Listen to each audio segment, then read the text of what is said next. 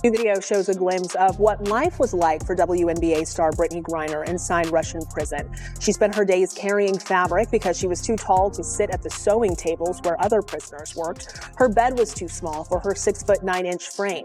Griner was arrested back in February for traveling with hashish oil, a substance banned in Russia. She was sentenced to 9 years in prison in August. Her release part of a prisoner swap for Victor Bout, a convicted Russian arms dealer. Reports are circulating that Brittney Griner, once incarcerated in a Russian men's facility, is now under intense scrutiny for a physical altercation involving Caitlin Clark.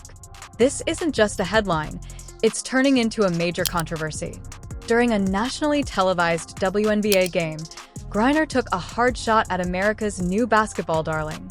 What followed wasn't just surprising, it was explosive. But apparently, Brittney Griner is, in fact, a man. Medical professionals are now weighing in, and what they're discovering about Griner's physical profile is causing a seismic shift in the league. We're talking about analyses involving skeletal makeup, vocal tone, and even recovery speeds from injuries. Details that most fans would never even think to question. It was nice to be back on the court in a real game and everything. Instead of a regular foul, Griner appeared to deliberately drive her elbow into Clark's body. This didn't look accidental. You could sense the hostility even through the screen. Clark, showing restraint, kept playing. But online, the storm had already begun. Viewers replayed the footage, zoomed in, and caught what looked like Griner mouthing a racial insult on live television. Now, trash talk isn't new in basketball. Caitlin Clark did not back down when the Atlanta Dream got chippy with her. Especially Ryan Howard was trying to get on Caitlin her nerves, but she kept cooking her. And they were face guarding her the entire game like she was prime Steph Curry. There's a lot of bumping like that. And there's some words between the two players as Nas Hilton quickly. And at the end of this altercation, you can clearly see Caitlin Clark say, "I'm not scared of you." And Howard continued to be provocative. And after Caitlin drew this offensive foul on Brittney Griner, it looked like she was pretty annoyed with her. Brittney moved. And here she gets clearly fouled, and again they were chirping at her afterwards. Shooting 31, they came in the season. Ryan Howard, Caitlin Clark finding a way to... And here Brittney Griner picked up her 6th foul and had to sit for the rest of the game. You could clearly see what she was saying. Talking about earlier today. That's when specialists from the world of sports medicine began to join the conversation. But they weren't focused on stats or skills, they were looking at biology. Griner's physical characteristics, muscle mass, and recovery time didn't quite line up with typical female athletic benchmarks. One even remarked that her physique was more in line with male athletes at elite levels. This wasn't internet trolling. These were trained experts pointing out inconsistencies that may have been overlooked or possibly concealed. The growing chatter questioned whether Griner should have even been eligible to compete in the women's league. If professionals are raising concerns, why hasn't the league responded? The digital age leaves no stone unturned. An old Instagram story re-emerged that showed Griner in a way that stirred even more suspicion. The video, which remained online for years, depicted her bare-chested, with no visible signs of surgical alteration. But my first inclination is to say that this person is not a female. Firstly, because this was actually posted to Brittney's personal Instagram. Here's the twist.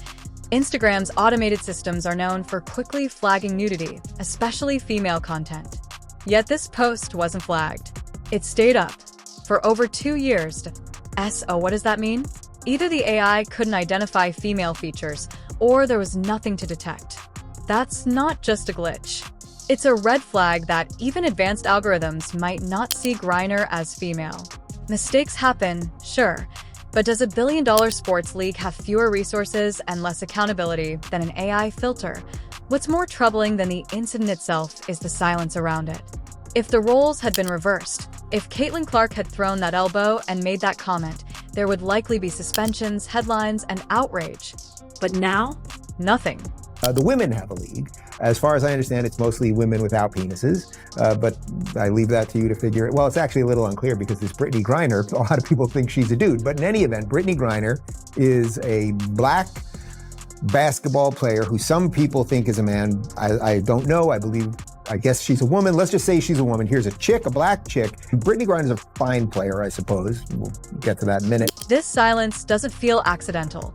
It feels strategic, as if the league is choosing brand image over accountability. And fans are noticing.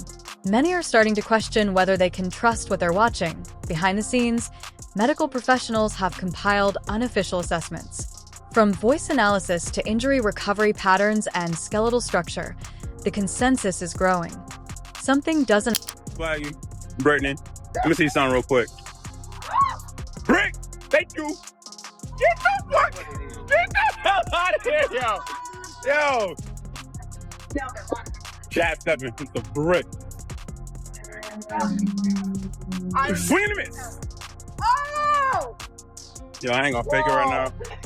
Flag is down. All right, we can stop it. Equity is crucial in athletics. No athlete should have an unfair advantage, especially in a league that's already battling for respect.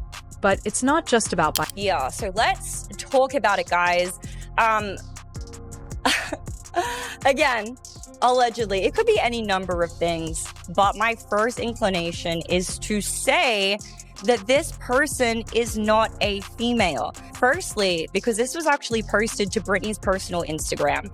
And when it comes to Instagram, they use a combination of like AI detection and plus manual surveyors, but specifically the AI detection to make sure that no explicit content ends up on the platform. So clearly whatever AI detection system was used when Brittney posted this and it stayed up for 106 weeks was not like, oh, this is a bare female chest, we have to take this down. It obviously assumed that Brittney was male and therefore being topless on the platform was totally fine. It did not constitute as nudity. If the allegations hold water, this goes beyond a simple violation. It becomes a question of ethical conduct. If a player is found ineligible under women's sports rules, it's not just unfair, it's potentially fraudulent.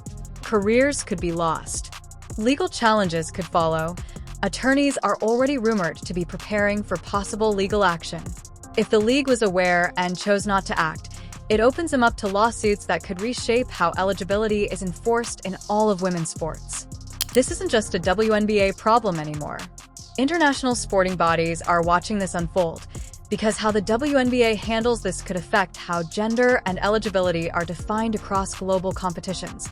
The league has worked hard to build credibility, breaking viewership records, gaining traction in mainstream media, and expanding its audience.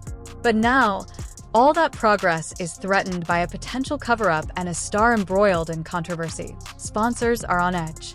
Players are whispering. Coaches are avoiding cameras. And some fans are already tuning out. This isn't a temporary scandal.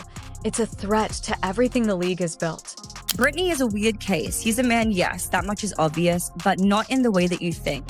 He isn't trans. He's a straight cis male who was raised as a girl and given a girl's name by his parents. His mother is the insane one. She forced him to live as a female right up through high school, filled out all of his paperwork, including BC as female, and kept the charade going. He played on girls' sports teams because his papers said he was a girl. He had to keep pretending in college, stay in women's teams, and now he just has to keep barely pretending to stay in the WNBA.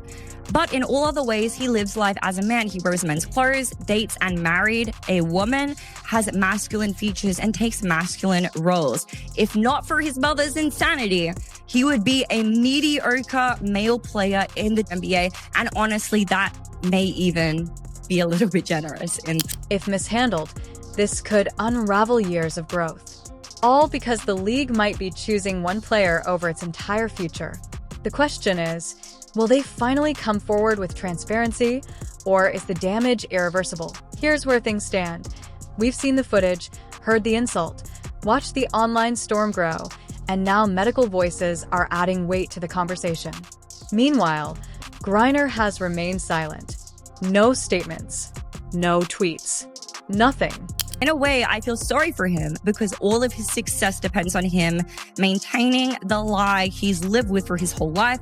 Of course, Russia gives zero shits and will treat him as the male he is.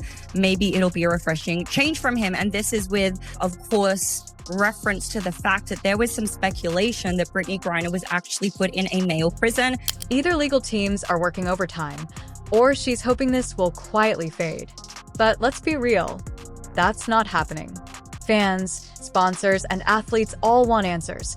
The future of women's sports may hinge on what happens next. This isn't just a PR mess, it's a turning point. Will the league finally break its silence? Launch a legitimate investigation? Or let things slide? And the reason why is because, let me tell you something right now. I'm not going to go to word hate. I'm not going to be out there like RG3 was saying that Angel Reese hates Caitlin Clark or other players hate Caitlin Clark. But I will say this. I don't think it's specific about Caitlin Clark. I think it's what Caitlin Clark represents.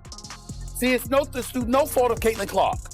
Caitlin Clark balled. She balled at Iowa in college. She's balled since she's been in the NBA. She came into the league last year with no break whatsoever between the college game and the pro game and did her thing. Ended up as an all-star, ended up being 4th in the league in MVP voting, was the clear winner for Rookie of the Year. No competition whatsoever in that regard when it was really all said and done. We know what she brings to the table. But people wanted to hate because why? You had a bunch of players in this league that watched this young white girl come along and take the league by storm. And they resented it because they saw the marketing prowess that she had. They ignored the fact that you got chartered flights because of this girl. They ignored the fact that ratings were going through the roof because of this girl. Instead, they resented it because they said, yo, we were doing stuff long before Caitlin Clark got here, and y'all wasn't paying attention then. But now, the young white girl comes along, and y'all want to sit up there and shower all of this praise and all of this attention that was earned before she ever came along. The resentment is understandable, but it's not about Caitlin Clark. It's about what she represents. My point is, grow up. At this point, we all kind of know how this usually plays out. But the real question is, what are we going to do? Will we accept silence or demand truth? At this point, we all kind of know how this usually plays out. But the real question is, what are we going to do? Will we accept silence or demand truth?